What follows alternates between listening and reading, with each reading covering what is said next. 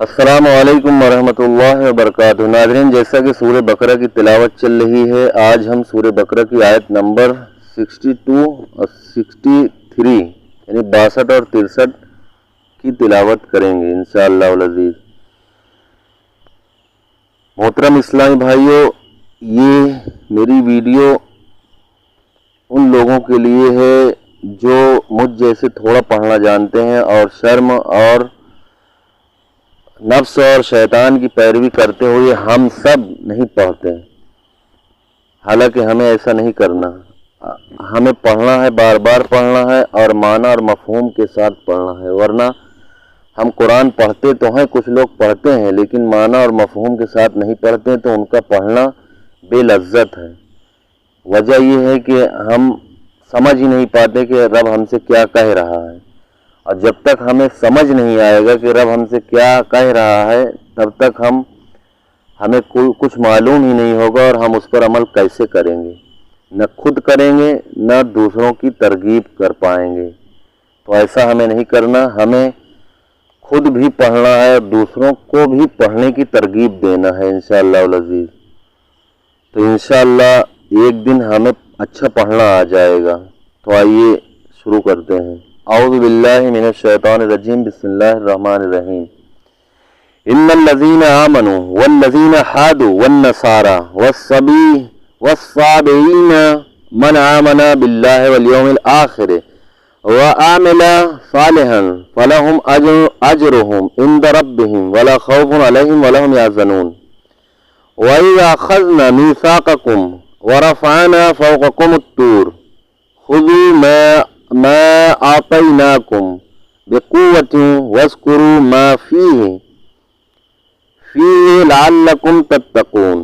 ترجمہ: بے شک ایمان والو نیز یہودیوں اور عیسائیوں اور ستاروں کی پوجا کرنے والوں میں سے جو بھی سچے دل سے اللہ پر اور آخرت کے دن پر ایمان لے آئے اور نیک کام کریں گے تو ان کا ثواب ان کے رب کے پاس ہے، اور ان پر نہ کوئی خوف ہوگا اور نہ وہ غمگین ہوں گے۔ اور یاد کرو جب ہم نے تم سے عہد لیا اور تمہارے سروں پر طور پہاڑ کو معلق کر دیا اور کہا کہ مضبوطی سے تھامو اس کتاب کو جو ہم نے تمہیں عطا کی ہے، اور جو کچھ اس میں بیان کیا گیا ہے اسے یاد کرو، اس امید پر کہ تم پرہیزگار بن جاؤ۔ تفسیر: وَإِذَا أَخَذْنَا مِيثَاقَكُمْ، اور یاد کرو جب ہم نے تم سے عہد لیا۔ اس آیات میں یہودیوں سے فرمایا جا رہا ہے کہ وہ وقت یاد کرو کہ جب اللہ تعالی نے بنی اسرائیل سے عہد لیا کہ وہ توریت کو مانیں گے اور اس پر عمل کریں گے، لیکن پھر انہوں نے اس کے احکام کو بوجھ سمجھ کر قبول کرنے سے انکار کر دیا، حالانکہ انہوں نے خود بڑی التجا کر کے حضرت موسیٰ علیہ السلام سے ایسی آسمانی کتاب کی درخواست کی تھی جس میں قوانین شریعت اور آئین عبادت مفصل مذکور ہوں، اور حضرت موسیٰ علیہ السلام نے ان سے بار بار اس کی قبول کرنے اور اس پر عمل کرنے کا عہد لیا تھا، اور جب وہ کتاب عطا ہوئی تو انہوں نے اسے قبول کرنے سے انکار کر دیا اور عہد پورا نہ کیا۔ جب بنی اسرائیل نے اللہ تعالیٰ سے کیا ہوا عہد توڑا تو حضرت جبرائیل علیہ السلام نے اللہ تعالیٰ کے حکم کے طور پر حکم سے طور پہاڑ کو اٹھا کر ان کے سروں کے اوپر ہوا میں معلق کر دیا، اور حضرت موسیٰ علیہ السلام نے ان سے فرمایا تم یا تو عہد قبول کر لو تم یا تو عہد قبول کر لو، ورنہ پہاڑ تم پر گرا دیا جائے گا اور تم کچل ڈالے جاؤ گے۔ اس پر صورتاً عہد پورا کرنے پر مجبور کرنا پایا جا رہا ہے، لیکن در حقیقت پہاڑ کا سروں پر معلق کر دینا اللہ تعالیٰ کی قدرت کی قوی دلیل ہے، جس سے دلوں کو اطمینان حاصل ہوتا ہے کہ بے شک حضرت موسیٰ علیہ السلام اللہ تعالیٰ کے رسول ہیں اور ان کی اطاعت اللہ تعالیٰ کو مطلوب ہے، اور یہ اطمینان ان کو ماننے اور عہد پورا کرنے کا اصل سبب ہے۔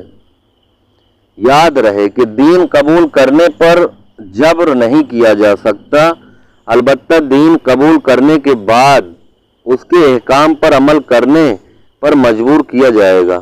اس کی مثال یوں سمجھیں کہ کسی کو اپنے ملک میں آنے پر حکومت مجبور نہیں کرتی، لیکن جب کوئی ملک میں آ جائے تو حکومت اسے قانون پر عمل کرنے پر ضرور مجبور کرے گی۔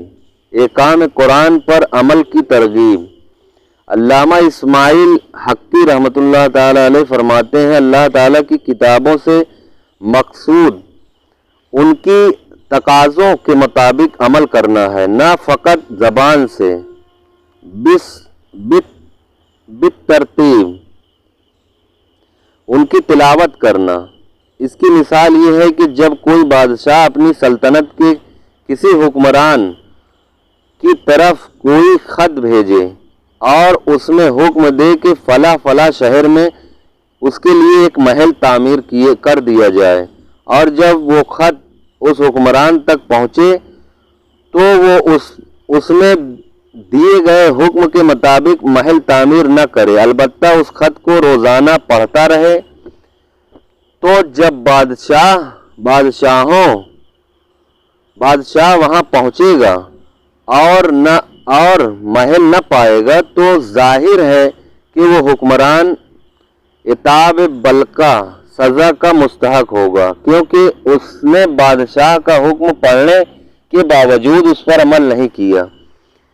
تو قرآن بھی اسی خط کی طرح ہے جس میں اللہ تعالیٰ نے اپنے بندوں کو حکم دیا کہ وہ دین کے ارکان جیسے نماز اور روزہ وغیرہ کی تعمیر کریں، اور بندے فقط قرآن مجید کی تلاوت کرتے رہیں اور اللہ تعالیٰ کے حکم پر عمل نہ کریں، تو ان کا فقط قرآن مجید کی تلاوت کرتے رہنا حقیقی طور پر فائدہ مند نہیں۔